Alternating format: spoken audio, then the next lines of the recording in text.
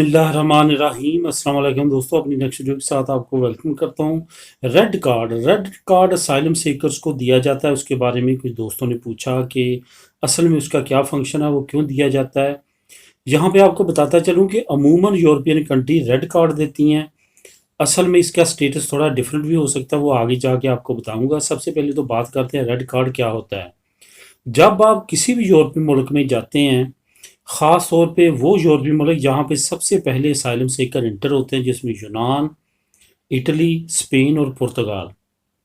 वहाँ पे आप जैसे ही जाते हैं, आपको वहाँ पे असाइलम अप्लाई करना होता है, वहाँ पे रहने के लिए, अगर आप इलीगल इंटर हो रहे हैं।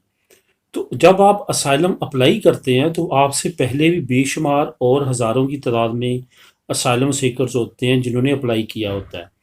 तो इस वजह से आपको अपनी अपनी बारी का इंतज़ार करना पड़ता है कि आपका जो केस है वो सुना जाए, उस पे वो तहकीकात करें। असाइलम सीकर, क्योंकि आपने कहा होता है कि मेरे मेरे मुल्क में मेरी ज़िंदगी को ख़तरा है, या वहाँ पे सिचुएशन ऐसी है कि मैं नहीं रह सकता, इस बेस पे आपका आपने अपना केस प्रेजेंट कर किया होता है, तो उस पे उन्होंने तहकीकात करनी होती है।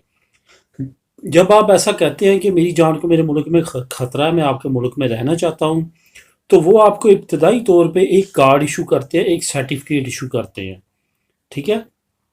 वो सर्टिफिकेट जो है, या वो जो कार्ड है, वो अमूमन तौर पे ज़्यादा मुल्कों में उसको रेड कार्ड बोलते हैं।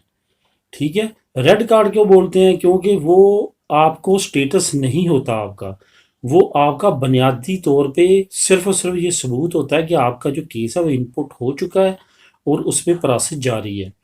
कुछ मुल्कों में ऑटोमेटिकली, अगर आपका 6 महीने के अंदर अंदर केस ना सुना जाए, तो ऑटोमेटिकली आपको परमिशन मिल जाती है कि आप काम कर सकते हैं, जब तक आपका केस ओके नहीं होता। कुछ मुल्कों में 1 साल बाद होता है, कुछ मुल्कों में 8 महीने है। ठीक है, इस तरह से डिफरेंट है। तो जो रेड कार्ड होता है, ये बुनियादी आपका, जैसे ही आप जाते हैं और अप्लाई करते हैं तो आपको बुनियादी तौर पे ये कार्ड इशू किया जाता है।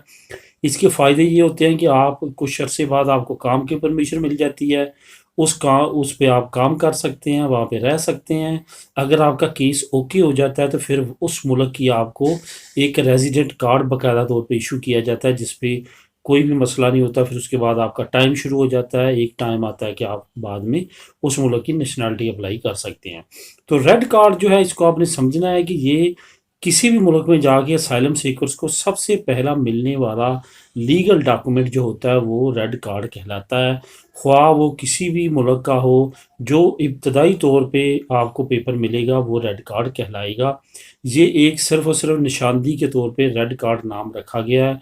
उसका नाम कोई भी हो सकता है, लेकिन जो इब्तदाई डॉक्यूमेंट होता है वो ये होता है। तो मिलेंगे नेक्स्ट वीडियो में नई इन्फॉर्मेशन के साथ। अल्लाह हाफिज़।